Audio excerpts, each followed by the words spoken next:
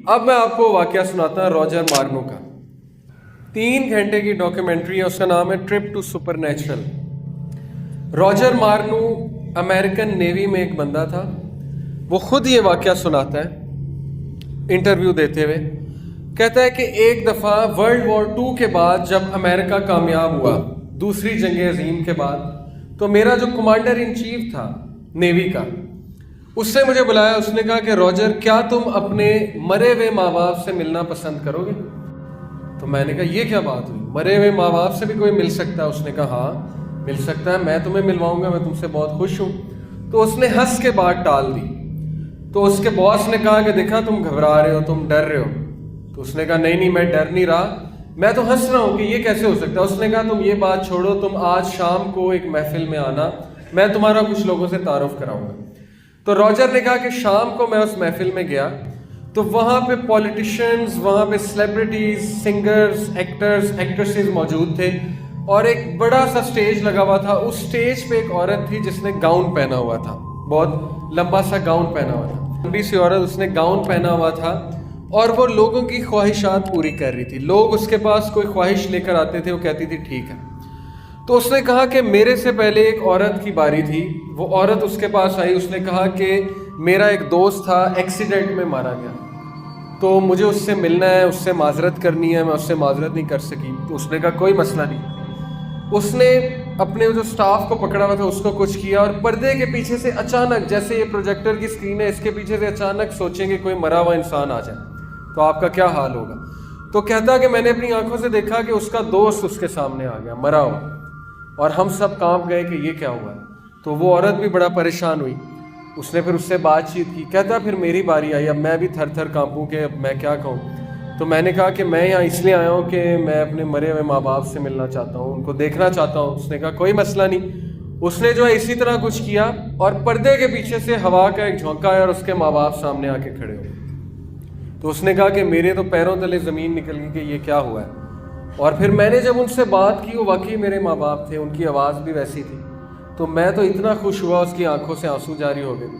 उसने कहा इस तरह मैं इस ग्रोह के साथ मेरा ताल्लुक़ बना, इस तरह इस ग्रोह के साथ मेरा ताल्लुक़ बना। अब जैसे जैसे मैं इस ग्रोह के करीब होता गया तो मुझे ख़तरनाक बातें पता लगना शुरू हुई। इनकी डिमांड ही बड़ी अजीब थी कि ये करो, गंदी हरकतें करो, ऐसे करो, वैसे करो।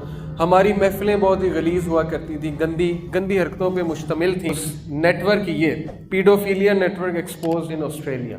पीडोफीलिया कहते हैं यानी बच्चों के साथ गलत मामला जो है, तो यानी इस तरह की गंदी हरकतें, इस तरह की। अब जब ये होती हैं हरकतें तो जाहिर है शैतान को कुव्वत मिलती है, शैतान खुश होते हैं और वहाँ पे अल्लाह ताला का नाम भी बिगाड़ा जाता है और बड़ा कुछ होता है। तो उसने कहा कि मेरा दम घुटने लग गया।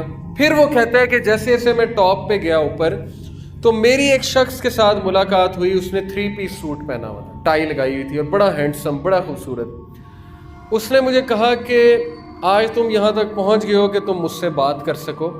और उसने कहा कि मेरा ये नाम है और मैं शुरू से हूँ, मुझे अभी तक मौत नहीं आई और मैंने सब कुछ देखा हुआ है।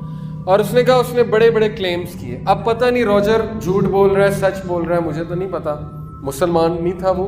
लेकिन चलें, अगर वो सच बोल रहा है तो मैं आपको सुना देता हूँ, क्योंकि ये बात कुरान और हदीस से भी मैच करती। उसने कहा कि उस शख्स ने मुझे कहा कि तुम्हें पता है कि बाइबल भी मैंने लिखवाई है, ये जो क्रिश्चियंस की बाइबल है ये मैंने लिखवाई है। सेंट पॉल को मैंने गुमराह किया है, फलाने किससे मैंने बात की थी जाके, डार्विन्स को थ्योरी मैंने लिखवाई है और सोशोलॉजी मैंने लिखवाई है, वगैरह वगैरह मुख्तलिफ चीज़ों के बारे में वो बताता गया कि इसका मौजद मैं हूँ, इसका मौजद मैं हूँ। ये जो इर्तिका की थ्योरी है ना कि इंसान बंदर से बना है, कहता है मैंने लिखवाई है ताकि खुदा के कॉन्सेप्ट को नेगेट किया जाए, वगैरह वगैरह वो बताता गया। फिर उसने कहा ये जो क्रिश्चियन जो है ये ईसा अलैहिस्सलाम को जो है पूछते हैं, ईसा तो था ही नहीं।